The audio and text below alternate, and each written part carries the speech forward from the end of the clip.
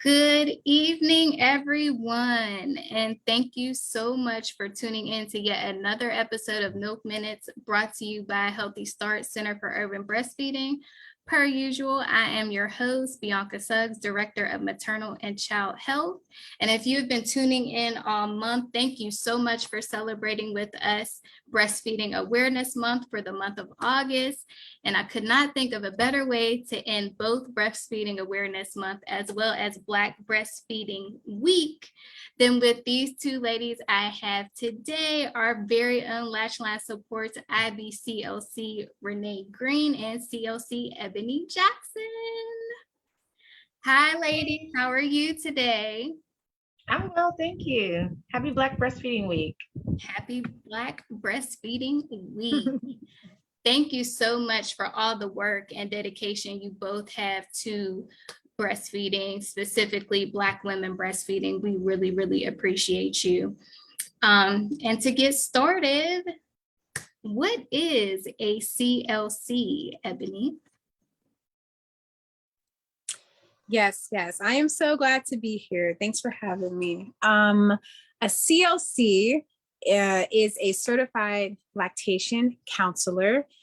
So let's break that down a little bit because that can be a lot.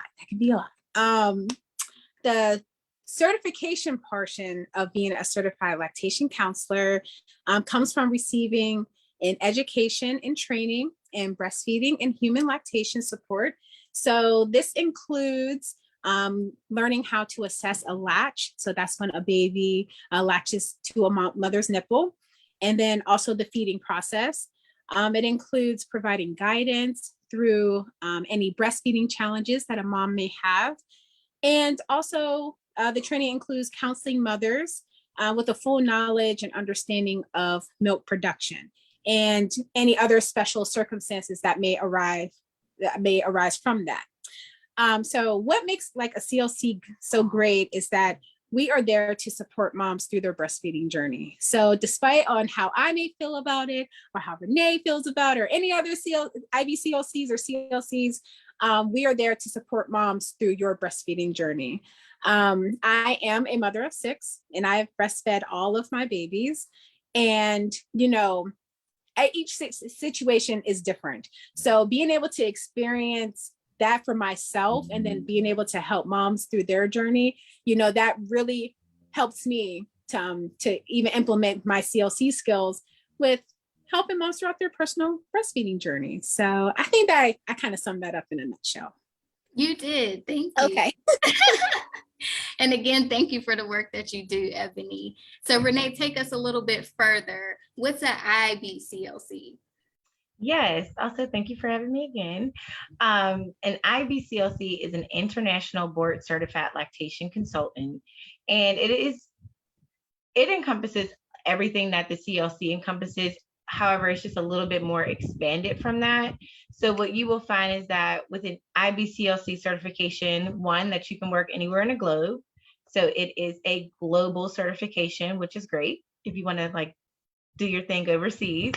And then it also is something that you're able to expand upon as far as not just triaging the common breastfeeding issues, but also working with moms who have congenital abnormalities, who have very non-prominent issues with breastfeeding and how to support moms whenever they have more extreme challenges with breastfeeding. So we do the same thing, essentially. One is just a little bit more expanded than the other as far as the scope of practice goes. Thank you for that. And again, thank you for your work and dedication, Renae. Yeah. So how does one become a CLC, Ebony? What does that education/training, what does that look like? So yes, becoming a CLC, pre-pandemic has been solely in person. It was like a week-long training and exam on the final day, and very dense learning. I got my certification in 2020, and that was the year that they began an online training for you to get your certification. So I took that route. And it's pretty simple. You know, if you have experienced any college level courses, or maybe just even intense high school classes, you can handle these courses. And they're they definitely are self-paced. So you're able to take it step by step. They're set up in modules. And I just love the checks and balances that they have. So each time you complete a certain section, there's like a mini quiz that you're able to take. And, you know, if you're able, you're supposed to get a certain percentage correct before moving on. And even though that can seem a little intimidating, it's really not. It's really good for you, because then you're like, you really know this section before you move on to the next section. And then once you get through all the modules, you then have some competencies where they're on the phone, and you get to assess a latch. You get to talk with someone who is having a breastfeeding issue, and it helps you to hone in on all those skills that you've learned thus far. And once again, you know, if you don't do well, or if you're nervous, they're super nice and they're very flexible with you, and you get to try again, you know, if it didn't go well the first time. And then you have the exam, which is, I think it's like 2 hours. I only took an hour to take mine, but I believe it was like a full 2 hours that you're able to get. And once again, you only have to get, correct me if I'm wrong, Renae, I think it's 75%. 77? Is it 75 or 76? It's one of them. It's one of those. I think you got to get 70. No, it might be 75. I think it's 75. And I don't know. For me, that was still even more reassuring, right? Because like, it's only 100 questions. Yes. Like I get 70 right, 75 right. And just, you know, I just remember just being in the mindset of like, this is not a situation where I'm supposed to fail. They're not trying to fail me, right? Everything leading up to the exam was to support me and to encourage me to do this, because this work is important and they want these people out here. So they want you to succeed. So if you have any question, people are there to support you. So you essentially would just have to go to the Healthy Children's Project, and you can register to take the course or the exam. And they also have an option for you to purchase the book there. And since you're on this live or tuning into the recording, you should be connected with Healthy Start. Okay, connect them. Okay, and there are potential scholarships available to those mamas who want to further support the community as well. So hopefully I hit everything on that. You definitely did. Okay. Thank you for that plug. Also, what type of content, and this might even be just a question for myself because I'm currently taking my CLC training. So what content can we expect when trying to obtain your certification? They go over so much. So you'll get a textbook, or not a textbook, but it's a handbook, a guide, breastfeeding guide that you're expected to read on your own. Okay. And then they, on top of that, add more information, such as like, how does milk production work? What is the history? What do the numbers look like worldwide? What do the numbers look like here in America? And breaking it down by state. And what are our goals in breastfeeding? And what is our scope of practice? You know, making sure that we're staying within the realm of lactation and not overstepping our boundaries, because that's, like Renae mentioned earlier, a distinction between a CLC and an IBCLC is that we have a very specific scope of practice that we operate in. Yeah, so yeah, that pretty much, it goes into very much depth of what lactation is, the biology portion of it. I took some time on that portion because I had to brush up on my terminology and all of that stuff. But once again, it's not to trip you up and to scare you. It's just to inform you and to be very knowledgeable, especially when you're talking to moms. You know, you want to make sure you know as much as you can so that you can reassure them that you are an expert. You know, you are the expert in the room. You can give them some guidance and have that information to back what you're saying. If I can, I want to just add a little bit more to what Ebony is saying. One of the things that I was very proud of, inspired spite of the pandemic, was how the Healthy Children's Project shifted from in-person trainings to the online trainings for that exact reason, Ebony, with how much they were able to change the curriculum to support the people to make sure that they are able to pass and also make sure that they really understand the knowledge. I did the CLC training first before I became an IBCLC, and it was a week-long training. I drove me and my son down to North Carolina for the week. I had to like set up a childcare system and everything for him. And while I was there, it was great. You could not be 15 minutes late more than once, or you would be thrown out of the program basically, and have to, because like every little bit of information, they had so much information to give you in those days, and you were there from like 8 to 4, you know, so like they have so much information to give you that even if you miss 15 minutes, you might have missed one section of content that's very crucial to you passing the exam.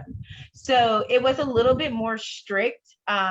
And we got sent home with homework every night to like do, and it was like easy ways for us to kind of get used to terminology and things, but they gave us a big binder and had us like reading and taking notes. I really love the structure of the binder too, because they had like a note section as you went along, so you were able to doodle and like write all your notes in.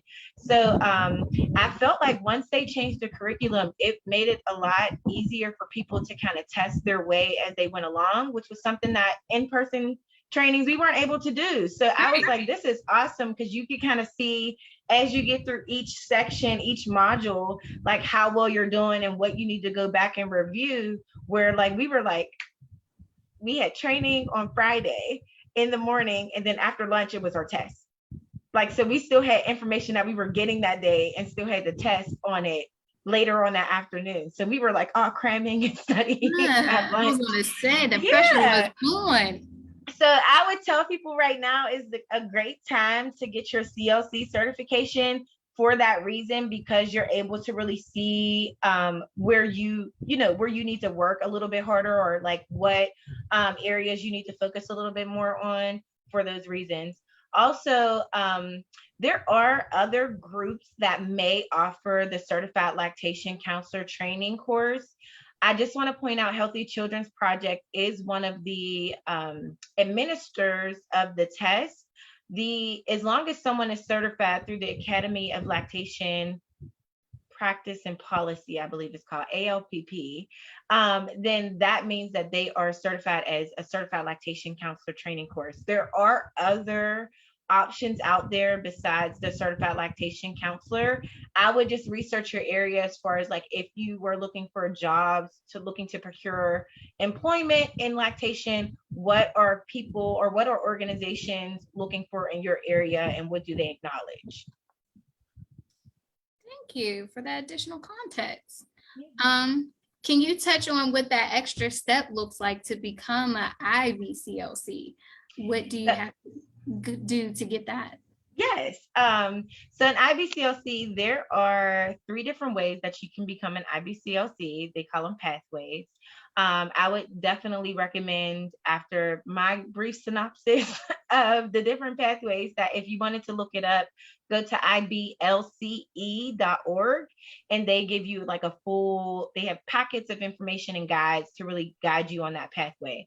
The first pathway is if you are an allied health professional. So if you're a doula, if you're a CLC, if you are a nurse, a physician, a midwife, an occupational therapist, if you are any type of allied health professional where you would have already taken courses on like anatomy, physiology, things like that, to become one of those professionals, then they have a pathway designated specifically for you, where you would do 1,000 hours of direct supervision with an IBCLC organization, group, or mentor that would help foresee you getting experience as far as like supporting moms. So usually they have you do some sort of observation phase first, where you watch the person or the people that you are training from. And then after you are observing them, then you would go into a transition where maybe you might lead the consult and they jump in to help you wherever they see that you need some support, just so that you can kind of get a feel for how to do it on your own. And then finally, you would be doing more of your own direct support, and that person will be providing you with some sort of context on like what happened. Like you would be debriefing with that person. Okay. They also require that there's a 14 health science courses that you would have to complete for all 3 pathways. I just want to make that very clear. But for that one in particular, if as an allied health professional, your focus would be on getting those 1,000 hours. Pathway 2, which means you would go to a university or institution that offers a bachelor's program in lactation. So there's a few schools out there. If I'm not mistaken, there's also newly an HBCU, and I think it's John C. Smith that offers the lactation curriculum or lactation program. There's also Union Institute and University. There's a school in California. A lot of these programs are online, as online bachelor's programs are readily available. So some of them are make it easier for you. So if you're someone who's already had college courses completed within a certain amount of time, that may be a pathway that may interest you, because you may not have to start all the way over from like semester 1, year 1. You know, as a freshman, you may be able to transfer those credits over and then just complete the portion of the curriculum that you need to complete for the bachelor's degree. With that, most university programs will require that you take the CLC course through Healthy Children's Project. And that way, so you get your didactic experience is what they call it. And it's the CLC, I will say, and I meant to say this earlier, is probably so expensive in how much knowledge they give you around breastfeeding. I did not know that I did not know all of these things when I took it. So I was like, whoa, what is it? This is a lot more intricate than I imagined it to be. Like, who would have thought? So whenever you do the pathway 2, you would take the didactic course as a CLC. You would also complete a college curriculum based on the program for lactation, and they offer various courses, definitely A&P, biology. They offer, I can't even think of all the courses that I had to take right now, but they do offer a lot. So like my program that I went through specifically was a maternal and child health program that focused on human lactation. So we went over like the history of breastfeeding, cultural competencies with breastfeeding. And I'm sorry if y'all hear my son yelling in the background. He's doing his thing. And then also for the college program, you have to do 300 hours of internship, just the same as you would like directly supervise. Most hospitals will be able to have an articulation agreement in place with your school to facilitate that internship. I was able to complete mine at West Penn Hospital, which was great. So I got to work under Booby Bob for a while and do my 300 hours there. So that's also something that you have to do. Most schools will require that you find your own internships on your own. So if this is something that interests you, I would just start looking to see like what the wait time would be, or like whether there's a wait list for people trying to get into an internship for lactation in your area. And also researching the hospitals near you to see if they offer lactation support as a way that you can probably get in and be a student as well. The third pathway is more of like an apprenticeship. And it's where you would find an IBCLC mentor to kind of facilitate your training and support along the pathway. Like I said, you would still be required to take college courses because every single pathway has 14 health science education courses that they have to complete. And then on top of those 14 science education courses, there's a packet where the IBCLC mentor can have you do some things to challenge you in your role. So whether that would be creating like social media content, creating a class, creating a presentation to potentially speak to a larger audience about breastfeeding on a certain topic. So there's like different things that the IBCLC mentor can engage you with doing. And then with them, you will have to do 500 hours of direct training. And so with the apprenticeship, your observed hours and your transition hours, well, your observed hours do not count towards your 500 hours. Only your transition hours and your directly supervised hours without the IBCLC mentor. The only caveat to that is you must already apply as a Pathway 3 candidate before finding a mentor and observing and doing anything with them, because anything prior to the date of your application approval or your approval for candidacy as a Pathway 3 will not count. So I want to just say that because that's something important in case you find someone and you start working under them. If you are not set up with the IBLCE organization as a Pathway 3 candidate, they will not acknowledge any hours that you completed prior to that application approval. Okay. So basically there's 3 pathways, and the way I like to remember it is Pathway 1 is 1,000 hours, Pathway 2 is 300 hours, and Pathway 3 is 500 hours. And it's a little like Pathway 2 has schooling with it, but basically there's different tiers to becoming an IBCLC. With the IBCLC, just because you mentioned something about competencies and content, there are 52 competencies that they require for you to take the IBCLC exam. The exam is about, I think they give you a 4-hour window. You take all the time that you need, and you usually have to take it at like a testing site because it's international. They only have 2 tests available throughout the year in America, usually one in the spring and one in fall. So it's usually like April, May, and September, October. Okay. And so you will have to apply in advance to sit at one of those tests. And then you would go to whatever testing site. I went to, I think it's called the Pearson's Building in Forest Hills. And they kind of set you up in your own little cubicle. They already have your test because I applied 6 months in advance.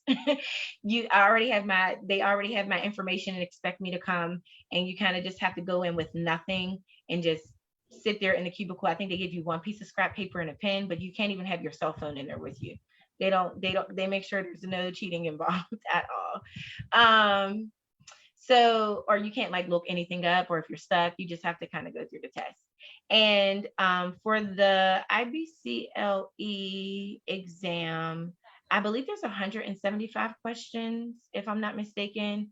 And you have to get, I think it's either like 76%. It might be around the same thing as it was for the CLC.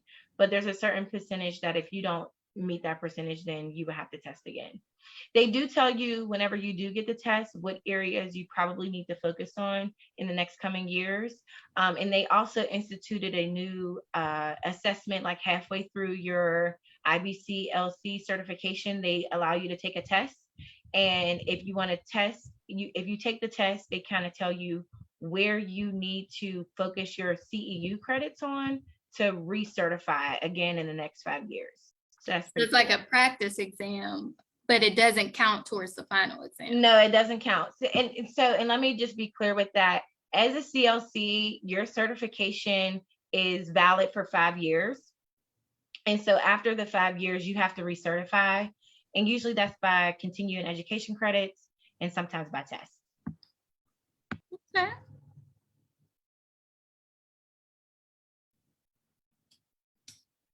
Bless you. I don't know if you sneezed or not. Thank you. You're welcome. Thank you for that, Renae and Ebony. So Ebony, you touched on it a little bit. You said that you breastfed all 6 of your kids. Kudos to you, because I have one and I only made it to 6 months. So that is very, very, very impressive. I give you all the praise.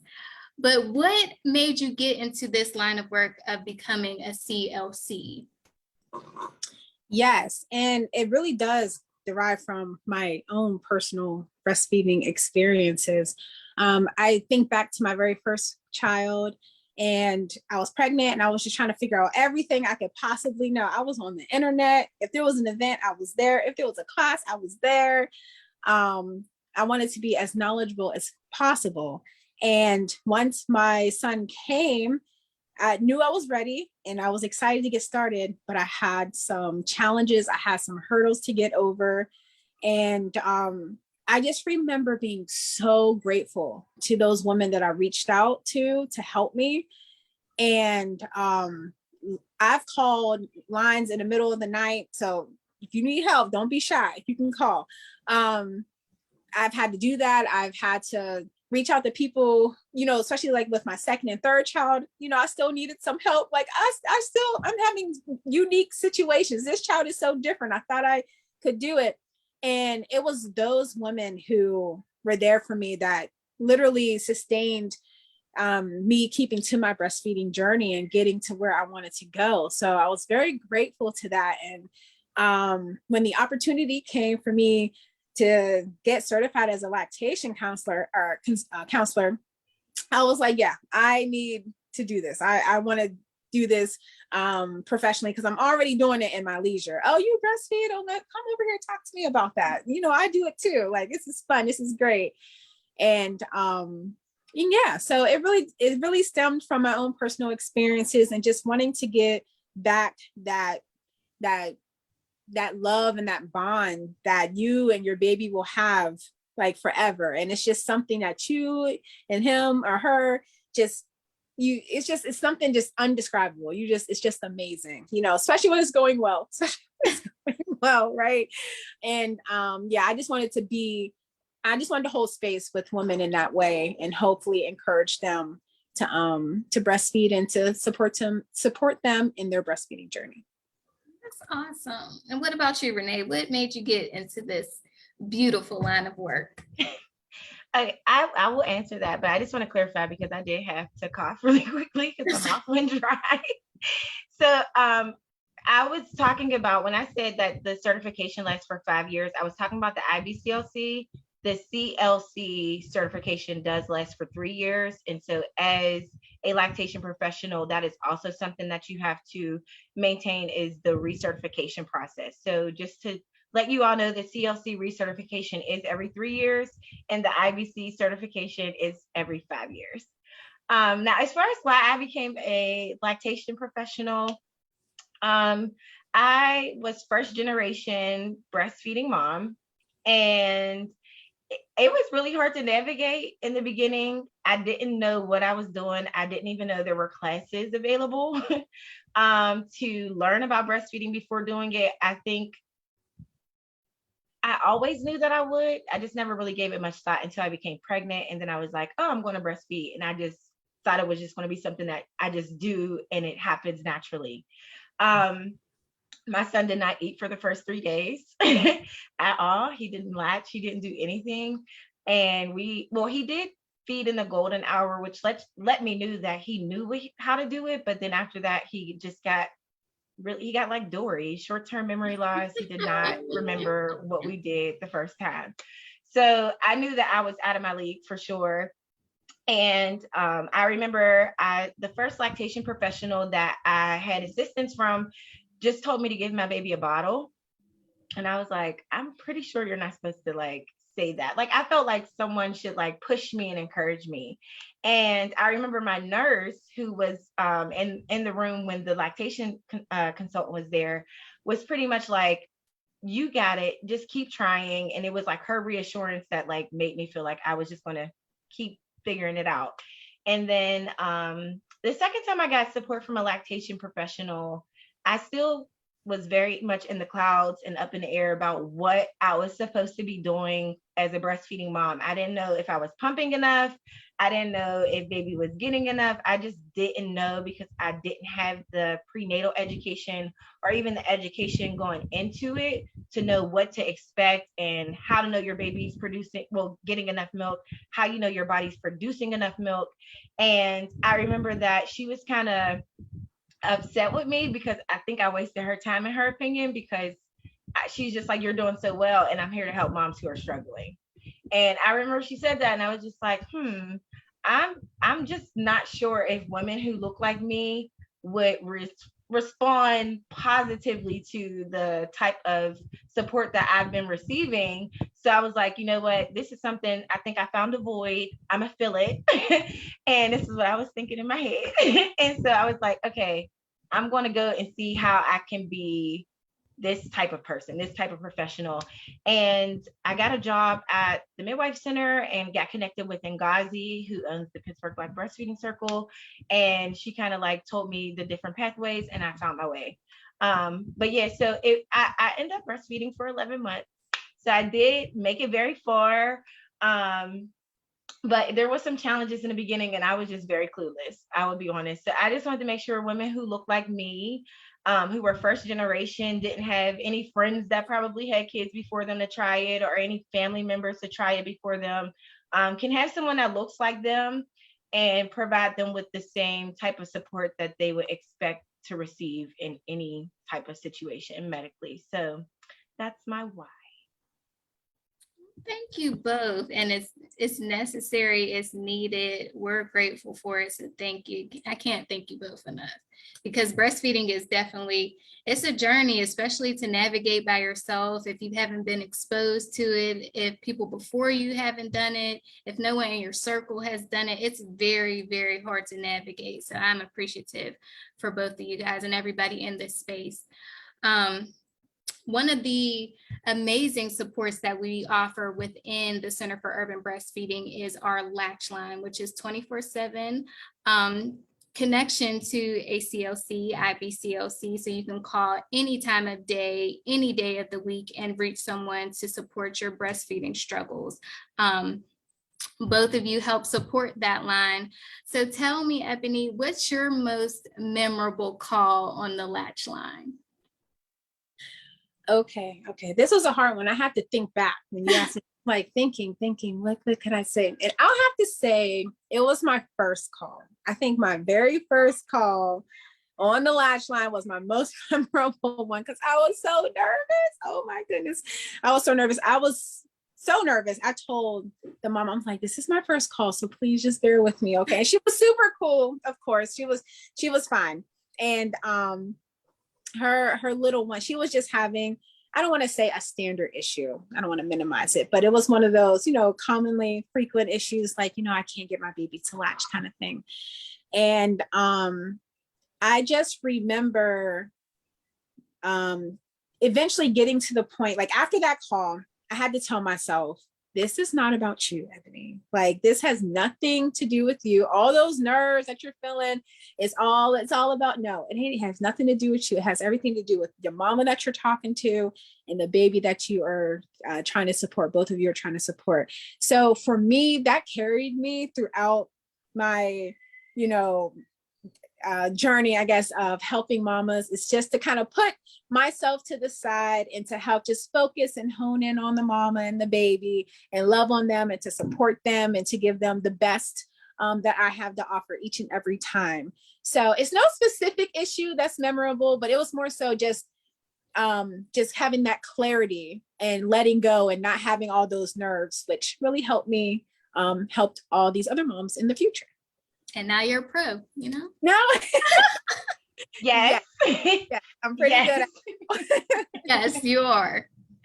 What about you, Renae? What's your most memorable call? I agree, Ebony. This was hard to think about because I think every single call that I get, I kind of remember everybody in a way. So I was trying to think like which one probably was the most difficult or something like that. And I don't know. There was a mom. I settled on one because I have several, basically. There was a mom who I saw working at the hospital, and I'll say this is a memorable call for me because it's like one of the first people that I saw in the hospital, gave them the cup information, and then they actually caught the cup. And so I was like really excited because I just wanted to make sure that the moms that I give information to regarding the Center for Urban Breastfeeding actually use it. So she had baby was losing a lot of weight in the hospital and wasn't really feeding well, and I like set her up with a nipple shield, and I was concerned, and I was like very adamant about her calling the cup for support, and her mom encouraged her to call. Her baby lost like over 1.5 pounds by the time they went to their checkup from birth. And she was calling because she's like, they told me I gotta give my baby 2 ounces of formula, and she's just like panicking because she doesn't want to use formula at all. And I found out that she wasn't pumping whenever she got home. And so we got her to start pumping again. And it just must have been like the perfect timing because her milk came in that night. And so her baby went from like 6 pounds, 6 ounces to the next day going to 6 pounds, 14 ounces. And so she never even had to use the formula. We were able to do the latch. I assessed the latch, made sure baby was on correctly. As you know, some of the techniques that we went over in the hospital, I had to reiterate. And then, her pumping and supplementing with her breast milk was able to have baby turn the corner. And then like she reached out to me like 2 weeks after that, like just expressing more gratitude about the consult and how baby is still thriving on breast milk and she's so happy she didn't give up. And I think, just her like keeping that contact with me and just saying like, thank you so much, we're still doing really good, was just like enough for me. And I was just like, oh, I'm really glad, because it was tricky in the beginning, but she was able to turn it around. So that was one of my most memorable calls. That's awesome. And a Latch Line is my favorite service that we offer within the Center for Urban Breastfeeding. And you can reach that, like I said, at any time of the day, any day of the week, we're available. And our number is in the chat, 412-545-2022, option 1. And I just thank you both. Like I said this a million times, but I feel like a million thank yous isn't enough. This journey of breastfeeding, like I said, is hard to navigate by yourself. So I'm glad that you ladies are available to support Black breastfeeding moms. Any final thoughts, final plugs? Anything?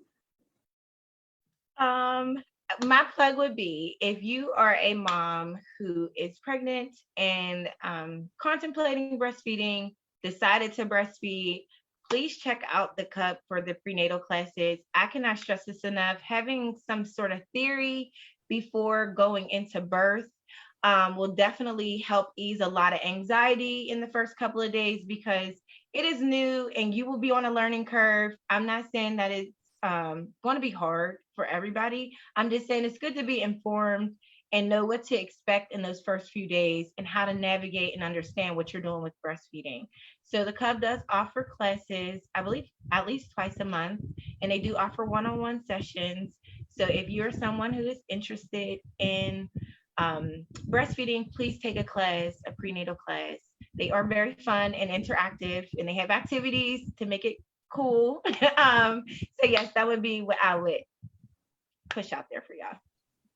Yeah, and just to kind of piggyback with what Renae said, learning about breastfeeding the day after you have your baby is not it. Okay, all the hormones is happening, all the stress is happening, the baby's happening. Set aside some time, a couple of months to a couple of weeks in advance, and get those connections. Connect with Healthy Start. Connect with any community, family-based organizations that's local to you, because you're going to need those. You're only going to be able to think of the number. Okay, wait, I know somebody I can call. Let me call them, because I'm all up in my head and everything about that. So definitely get as much information as you can before you have that baby. And then lastly, everything's going to be all right. Breathe, relax, loosen those shoulders, get that, just smile, relax your face. Okay. It's going to be okay. You and baby, it's a journey. It's not a race, to any finish line. Any hiccups and hurdles that come across, it's going to be unique and for you and your baby alone. Okay. And you can get through them. Utilize your support system. Don't be afraid to ask for help, because we've all reached out to somebody before. It's going to be okay. So that was it for me. I agree. That was beautiful. Man, that was so great. Both of you guys did half of my plugs, so thank you. So if you are interested, if you need additional support in your breastfeeding journey, I strongly encourage you to enroll in the Center for Urban Breastfeeding Cup for short. That pre-enrollment link is in our chat. Also, if the work that we've explained to you in this live speaks to you, please come and join us. We are looking for a CUB program manager. That is also in the link. And if you are interested in obtaining your CLC or IBCLC, please reach out to us as well. Excuse me, you can reach out to me directly, bsuggs@hsipgh.org. If you are enrolled, you can be sure to get in contact with these two beautiful ladies. Whether on the Latch Line, they both instruct breastfeeding one-on-one. We are ever so grateful for you both here at the CUB, and thank you so much for joining us tonight here on Milk Minutes. Thanks for having us. It was a pleasure. Thank you. We'll have to do this again. We'll do this again. Of course. Bye, everyone. Have a good night. Bye. Happy Black Breastfeeding Week.